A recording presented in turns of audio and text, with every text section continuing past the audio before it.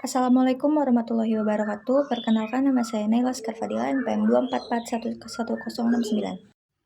Rasio keuangan sering digunakan untuk menilai kondisi dan kinerja keuangan suatu perusahaan.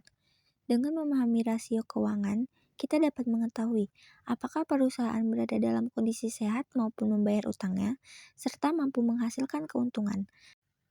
Rasio keuangan adalah perbandingan antara angka-angka yang terdapat dalam laporan keuangan seperti neraca dan laporan laba rugi. Perbandingan ini bertujuan untuk memberikan gambaran yang lebih jelas tentang kondisi keuangan perusahaan dibandingkan jika kita hanya melihat angka-angka laporan keuangan secara terpisah. Dengan menggunakan rasio keuangan, kita dapat menilai kinerja perusahaan dari berbagai aspek, seperti kemampuan membayar utang, tingkat keuntungan, serta efisien dalam menggunakan aset. Oleh karena itu, rasio keuangan menjadi alat analisis yang sangat penting dalam pengambilan keputusan. Secara umum, rasio keuangan dibagi menjadi 4 jenis utama. Yang pertama adalah rasio likuiditas, yang kedua rasio solvabilitas, yang ketiga rasio profitabilitas, dan yang keempat ada rasio aktivitas. Masing-masing rasio memiliki fungsi yang berbeda, namun semuanya saling melengkapi dalam memberikan gambaran kondisi keuangan perusahaan secara menyeluruh.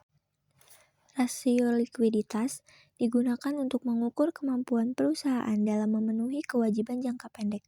Artinya, rasio ini menunjukkan apakah perusahaan memiliki cukup aset lancar untuk membayar utang lancar yang segera jatuh tempo. Salah satu rasio likuiditas yang paling sering digunakan adalah current ratio dengan rumus aset lancar dibagi utang lancar. Jika nilai current ratio lebih dari 1, maka perusahaan dianggap cukup liquid karena aset lancar lebih besar dibandingkan utang lancar.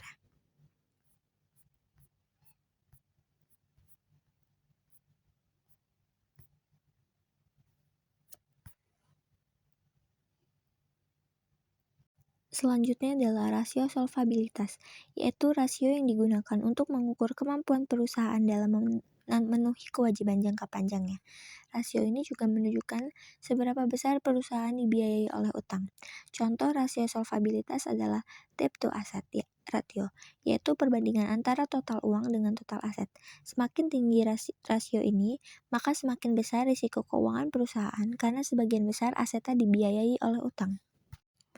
Rasio berikutnya adalah rasio profitabilitas, yang digunakan untuk mengukur kemampuan perusahaan dalam menghasilkan laba. Rasio ini sangat penting bagi pemilik perusahaan dan investor karena menunjukkan tingkat keuntungan yang diperoleh. Salah satu rasio profitabilitas adalah net profit margin, yaitu laba bersih dibagi dengan penjualan. Rasio ini menunjukkan seberapa besar laba bersih yang diperoleh perusahaan dari setiap penjualan yang dilakukan. Rasio yang terakhir adalah rasio aktivitas, yaitu rasio yang digunakan untuk mengukur efisiensi perusahaan dalam menggunakan asetnya. Rasio ini menunjukkan seberapa baik aset perusahaan digunakan untuk menghasilkan penjualan.